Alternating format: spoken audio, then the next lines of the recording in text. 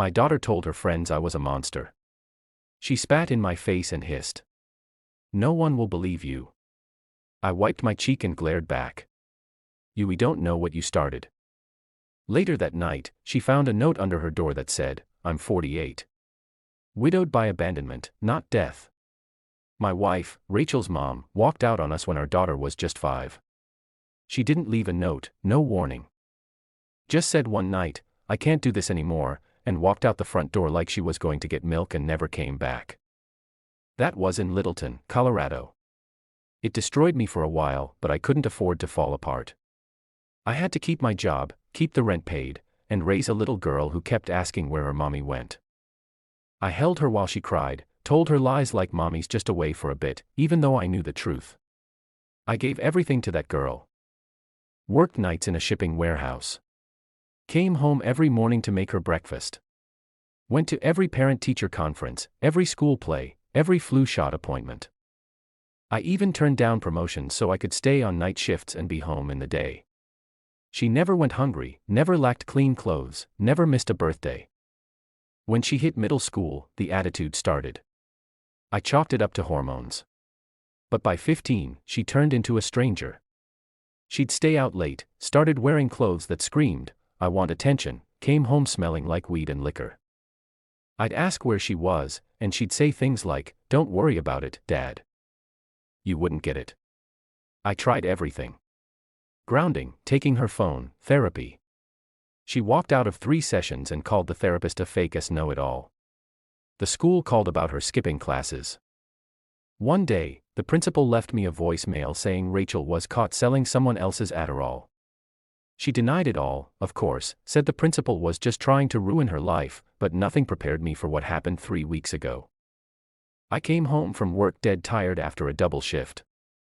I just wanted to collapse on the couch and maybe heat up some leftover pasta. Instead, I opened the front door and saw the living room looked like it had been robbed. Glass on the floor. The TV cracked. Couch cushions ripped up. The smell of cheap beer in the air. And there she was, Rachel, sitting cross-legged on the floor, painting her nails. Like nothing happened. What the hell happened here? I asked. She didn't even look up.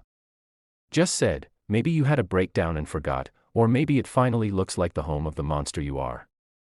I swear something inside me snapped. You watch your mouth, I said louder than I meant to. I worked myself to the bone to give you this home, and this is how you treat it. She stood up slowly and walked up to me. Got real close. I could smell that sickening mix of perfume, weed, and rebellion. Then without warning, she spat right in my face. You're nothing, she hissed. A sad old man. You can't even control your own kid. No one would believe you if you told them what goes on in this house. I didn't raise a hand. I didn't yell back. I just wiped my cheek, looked her dead in the eye, and said quietly, you don't know what you started. She smirked and walked away like she won. But that was the last time I let her think she had control. That night, I stayed up. I didn't turn on the lights. Just sat at the kitchen table in the dark, drinking cold coffee and staring at nothing. I remembered every sacrifice I made for her. Every birthday, I worked overtime to afford. Every toy, I fixed. Every night, I held her while she cried over her mom, and now she saw me as a monster. I didn't sleep, just waited. Around 1:30 a.m., I heard her bedroom door creak open. Her footsteps were soft, but I knew them well. She went to the bathroom. I stayed quiet. When she got back to her room, I heard her stop. The silence stretched. Then came the scream. What the hell? She ran into the kitchen holding a folded piece of paper in her shaking hand. You think this is funny? You trying to scare me or something? She yelled. I didn't move. What are you talking about? I said dead calm. She threw the note at me. It landed on the table. I picked it up and unfolded it. She watched me like she expected me to laugh, but I didn't. The note was written in her handwriting, but I wrote it. I knew how she looped her Gs. How she dotted hers with little angry stabs. Years of signing report cards and field trip slips taught me her penmanship well. The note read, you think you run this house. You forgot who kept the lights on. You forgot who knows your passwords. You forgot who watched you live for years. You forgot who taught you how to fake tears. I'm not the monster. You are. Sleep tight. She was pale. Scared. It was the time in year she looked like the little girl I used to know. Vulnerable. Shaken. You're sick, she whispered. I stared back, no emotion. Just said, go to bed, Rachel. She didn't. She sat in the corner of her room all night, light on, door locked. I heard her pacing, whispering to someone on the phone, probably her friends. I didn't care. The next morning, she didn't go to school, said she was sick. She didn't talk to me, didn't even look at me, just stared at her plate, and picked at the toast. I didn't say a word. That night, I moved to phase 2. The next night, I left for work like normal, or at least that's what I let Rachel think. I packed my work bag, put on my reflective vest, even slammed the front door like always, but I didn't leave. I walked around the side of the house, came in through the garage, and sat quietly in the dark laundry room. I had a small baby monitor from years ago when Rachel was little. I'd found it in the basement and hooked it up to the outlet near her room earlier that day. It was just enough to hear muffled sounds. No camera, but sound was enough. She was talking to someone on speakerphone. One of her friends, maybe that girl Tessa, she always sneaked out with. She's losing it, Rachel said. He left this creepy-ass note last night, like in my own handwriting. I swear to God, if I go missing, it's him. I clenched my jaw, then she said something that twisted the knife. You remember that bruise I had last year? The one I told you was from cheer practice. I told the school it was from him. They believed me. I could ruin his life whenever I want. All I need is one phone call. She laughed after that. Laughed. My ears started ringing. My hands were shaking. She lied. She planted that idea in people's heads. I remember the school calling me in. I remember the guidance counselor pulling me aside and saying they were concerned about Rachel's safety. I sat in that office feeling like I was on a throw-up. I thought someone at school had hit her, and she lied to hurt me. That night, I didn't sleep, and I didn't go to work either. I called in sick for the time in 6 years, and I spent the whole next day setting up.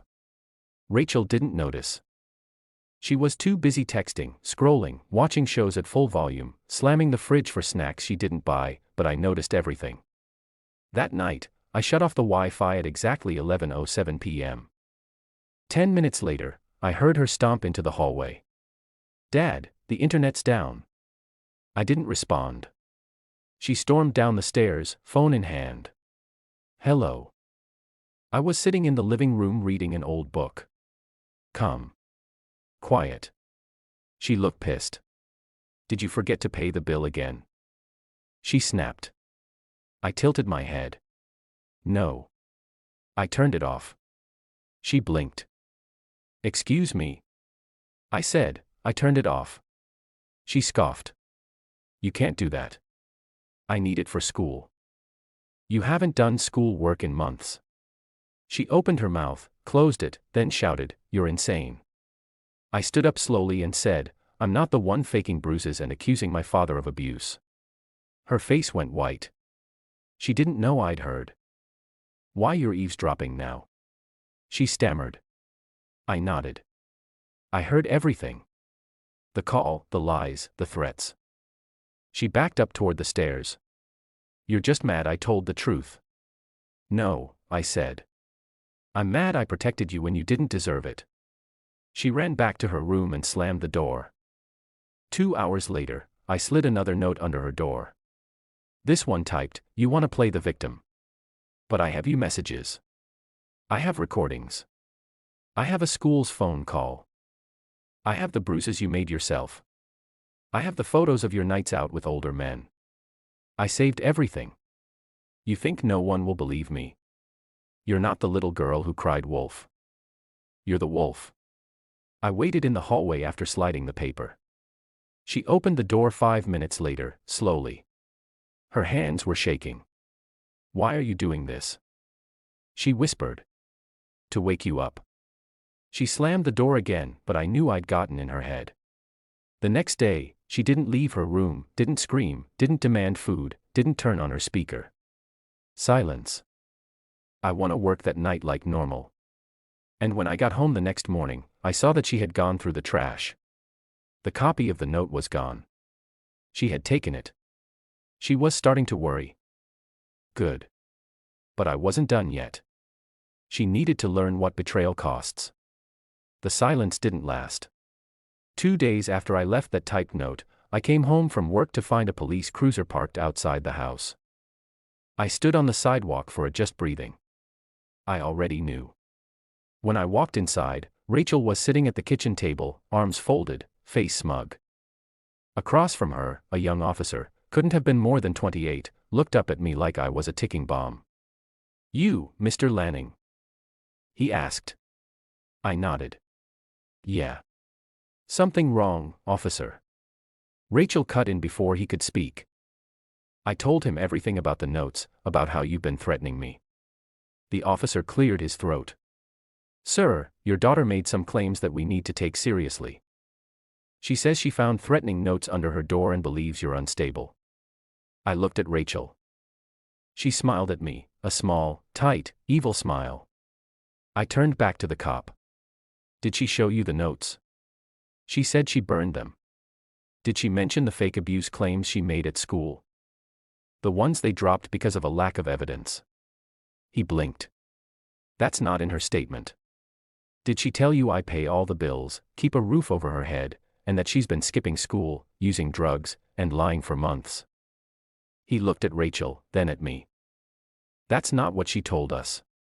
I stepped aside and said, "You want to search the house? Go ahead. You'll find nothing." The cop stood up awkward. "At this time, we're not pursuing anything. This was just a welfare check. No evidence, no warrant. But if we get another call, I understand," I said. "Thank you." He left. Rachel followed him to the door and gave him her sweet, innocent face. "Thanks for coming, officer. I just didn't know what else to do." She shut the door. "Turn around." "Did you really think that would work?" I said. She shrugged. "You're losing it. Sooner or later, they'll believe me." That night, I logged into the hidden folder I'd made on an old USB drive. See, while she was out partying, I was watching, documenting, saving everything. Photos of her coming home at 3 a.m., stumbling drunk, screenshots of messages she'd sent from her Instagram burner account, threatening teachers, bullying classmates, even bragging about driving her dad crazy for fun, audio clips of her screaming at me. Cursing, telling me she hoped I'd die so she could take the house, all time-stamped, all saved. I emailed a copy to myself, then I emailed a copy to someone else, her vice principal. 3 days later, the school called, left a voicemail. "Mr. Lanning, we received some deeply troubling material. We'd like to schedule a meeting to go over some of Rachel's behavior. Please call us back." I didn't tell Rachel. I just waited. That night, she came storming into my room. "What did you do?" she yelled. "Excuse me. You sent them my messages. My photos." I sat on edge of my bed folding socks. "I told you this wasn't a game." She started crying, but not the way people cry when they're hurt. She cried like someone who just lost control of the wheel. "You ruined my life," she shouted. "You made me look crazy." I stood up. "No, Rachel. You made you look crazy. I just showed them the truth." She ran back to her room and slammed the door, but I knew what was coming next. She was going to retaliate, and she did. The next morning, I got a call from my boss. He didn't sound happy. "Glenn, we got a situation. Someone called in an anonymous tip saying you'd been stealing from the warehouse. Said you were hiding stuff in your garage." My heart dropped. "What?" "I don't believe it. But corporate wants to do a surprise audit. They're sending someone over in 2 hours." I hung up, walked into the garage. Sure enough, there it was, a big box labeled Property of Duraship Logistics sitting in the corner. I didn't put it there. She did. I didn't touch it. I took pictures. Then I called the police myself. When they showed up and opened the box, they found it filled with random electronic parts. Barcode from our warehouse. I looked them straight in the eye and said, "Check the security cameras. There's one over the garage. I didn't bring that box here." They did. And sure enough, there she was. Rachel, 3:22 a.m., dragging the box in from the trunk of her friend's car. They arrested her, not me. But that's not where this ends. Because while she was in holding for the night, they found something else, something worse. On her phone, a group chat, messages, plans, and a list. A list with my name on it and one word next to it. Erase. The word erase next to my name changed everything. I was angry before. I was hurt. I felt betrayed. But when the detective showed me that message on her phone, my blood ran cold. This wasn't just a rebellious teenager anymore. This was a girl who wanted her own father gone. When they questioned her, she laughed. Said it was a joke. Said it was just a stupid list. But nobody in that station was laughing, especially not me. They held her overnight, and when she got out, things hit rock bottom.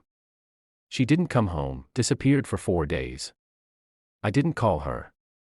I didn't report her missing. I figured she'd run to one of her trashy friends or couch hop like she used to. Let them deal with her. On day 5, she came back. I was in the garage fixing a broken drawer when I saw her car pull up. She slammed the door and walked toward me like she still had power in this house. Her eyes were dead cold. "You think you won?" she said. I didn't answer. She stepped closer.